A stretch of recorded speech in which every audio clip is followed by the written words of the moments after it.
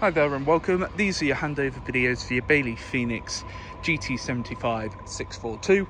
These are a basic walkthrough on how to set up and operate the caravan as if you were coming on or off site. So starting off first, we have your black hitch head here with silver lever that has to be pulled up. Then what you'll do, you'll wind down the jockey wheel onto the tow bar, causing that to snap down, pushing up that red button and exposing a green ring. You then have a breakaway cable just here. Now legality states if you have an eye point it has to be used, if not, wrap it around the tow bar. You then have 13-pin electric, so if you do have 7-pin adaptation, make sure to bring yourself an adapter. However, you may lose a couple of functions such as ALCO ATC, as it does lower the amount of voltage that's coming through. Then you've got a gas strut handbrake, so for this you have to press in on the button, pull it back slightly, and then you can press down. Now when engaging this, you'll hear the first initial click, but you have to make sure you give it one final pull back, just so it's completely on. 2 points either side and 2 points at the back, we have inserts for your legs. Now the caravan itself comes with a leg winder, or alternatively, you can get yourself a 19mm drill bit and a power drill, just to make it that bit quicker.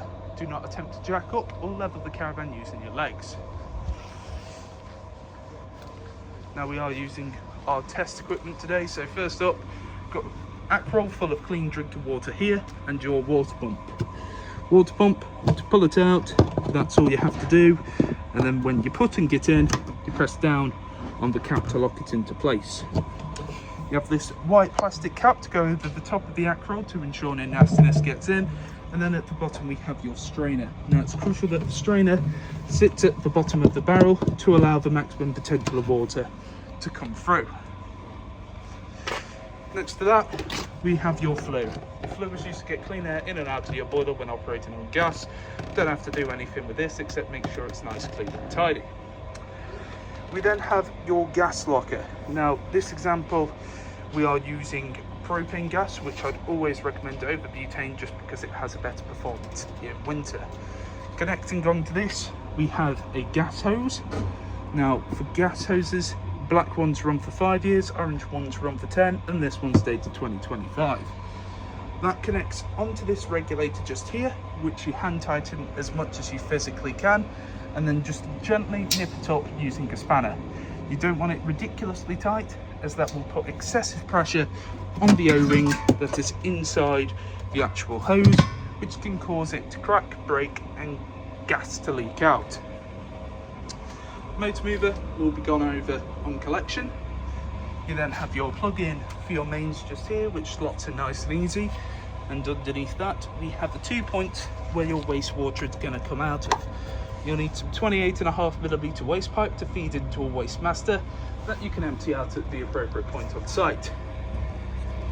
And lastly, we have your toilet functions. So below we have your cassette. Now to remove the cassette, let's move that out of the way. You've got to press up on the orange handle and pull out towards you. Now this handle can also extend out and up and can be used similar to a carry-on suitcase. What you want to do once you're at the appropriate point on site is twist this head to the side and open up this cap like so. Lift the top, tilt, and at the same time as tilting, continually pressing the vent button. Then what I do, as you can see, is I open up this compartment, feed in some fresh water, give it a shake, and again tilt and vent, just so it smells a bit nicer. And on this cap here you have measurements of both imperial and metric, and that is for your blue chemical. Blue chemical goes into there, push it back in, and then what you want to do is push in this cassette so that the orange handle usually helps when waste hose isn't in the way, sits behind those white teeth, so then it can't be removed unless you press up on it. Then above we have your flush tank. Now this has a capacity of 12 litres, however I wouldn't recommend putting in any more than 10 as you don't want to overfill the compartment. You can also add some pink chemical which works as a bleach without being corrosive and makes it smell nicer. Now you don't want to travel with either of these too full, so just to the side, got a little bung to drain out any remaining water. The caravan itself will be fully drained off before you leave with it. underneath your right hand side seat, you have your boiler just here. Now, the main thing to note is that you have this yellow drain valve to the side. Now, facing in the position as it is now, that is allowing the flow of water to come through. However, when you collect the caravan, it will be in the upright position, which is in drain mode. November to March, have that up permanently unless you're actively using the caravan, and any time you come off site, give the caravan a drain off as well. And then underneath your right hand side lounge, you have first where your battery is going to be kept. Now, because it is a Bailey, you have to have what's called a low box leisure battery, meaning it has to be below 190 millimeters tall. You then have on the side your trips and fuses, all your trips in the upright position and all your fuses in the correct position. I'd always recommend to carry some extras across the caravan, and you also have your ignition point for your motor mover. Then just here we have your toilet operation, which is box simple. Pressing in the button on the side, you can hear that motor. That motor is what will push through any water from inside your flush tank. Then to remove the waste, you have a handle on the bottom. Pull it away tube, opens up the catch. Then you have to have it pulled back towards you to be able to remove the cassette. Once the cassette is full, there'll be a red light on there telling you to empty. Then up here we have your main control panel. So you have your main on and off. You then have internal lights, which you then can just use your representative switches. You then have awning light, which I'll press in, go to the outside. You can see awning light on, and then when I press it in again, awning light off. You then have the amount of charge of the battery, which if I press that in, it will show there, it will flash up. Now, because I'm plugged into mains, that's not going to be a representative amount of the battery. That is going to be what's coming in through mains. When you're only on battery, you can see the amount just there, and then each bar represents a certain range. This button is redundant, it doesn't do anything. They use the same panels for in motorhomes, and it does something there. You then have your pump button, so press that in. What you will see is that green bar, and what that represents is that water is being pulled through and it's currently being pressurized in the system. So you pull the water through, it will pressurize inside the system, and then you'd come over to your taps and open up on both hot and cold. Now, I don't currently have the heating set on, but this is what it looks like when it's being pulled through. As you can see, I have a nice steady continuous stream. If there was any coughs or splutters, it would be a case of a potential airlock in the system, which would be a result of the drain valve being in the incorrect position, not enough water in the acroll, or the strainer not being at the bottom of the barrel. If it's anything else, just check through and just make sure that you don't have any other taps or valves open. Now, I'm just pulling through on this tap at the moment, but when you're wanting to use your other taps in your shower, you'd obviously pull through on there. But you want 30 seconds of nice steady continuous streams. Then here we have your trimmer control panel. So you have this dial here, which is also a button, and a back button here. So it's currently off at the moment, but to turn this on, press and hold in, and you will then come to this screen. It will flash up and go to its most recent memory. So first up, hold up, we'll go to the motorhome with the thermometer in. That is for the internal temperature that you desire. It goes to a maximum of 30 and it starts at 5. When I select the heat, I press in on the button and it will show that flame icon on the top. Next we have water temperature off. Then eco will get the water to about 40 degrees. Then hot will get it to about 60, and boost will prioritize heating the water over heating the actual caravan, and that will last for about 30 minutes. After those 30 minutes, it will then drop back down to eco. Then we have your energy source, so we can either use gas, a mixture of gas and 1 kilowatt, mixture of gas and 2 kilowatt, strictly electric with 1, or strictly electric with 2 kilowatts. So you've got the choice of gas mains or both. Then we have the fan speed, so it's either eco, high or boost.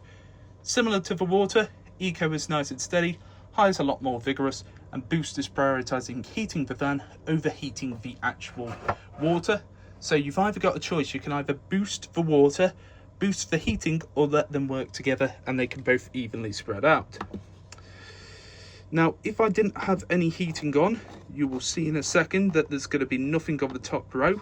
But if I go back over to the fan, you'll either have off or vent. Now, what vent does, it will circulate the air from the vents across the caravan. So if you were to have all your windows open on a nice day like today, for once in Britain, you could then circulate a bit of fresh air in. Then we're on to the bottom row now. So we have a timer to start and stop when you'd like the heating and hot water to come on. First input the hour, then the minute, and it is a 24-hour clock, which you can see here as well, which is the next one along, which is for setting the time. So it's currently not 7:45, but you just set it through there.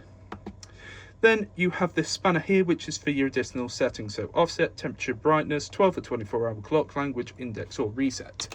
I'm not going to go through that, as we have set this to what we believe the most user-friendly panel. However, if you'd like to have a look inside your book packs to see what they represent, then please do so. Now, naturally, this screen will fade off when not interacted with in a little time. However, it will still show the text, as you can see just there. However, when I want this completely off, press and hold in on the dial. It's completely off. Then here we have your hob, grill and oven. So all of this operates on gas. All you have to do, press at the dial, twist it to the side and press in on your igniter. Now it may be a case these flames will light and then cut out, or they may just take a while to light. That is natural when you first plug in. That is gas making its way through its system. This is what it looks like when they're all lit. As you can see, all burners nice and lit. Turn it off back to the central position, and it's the same concept for your grill.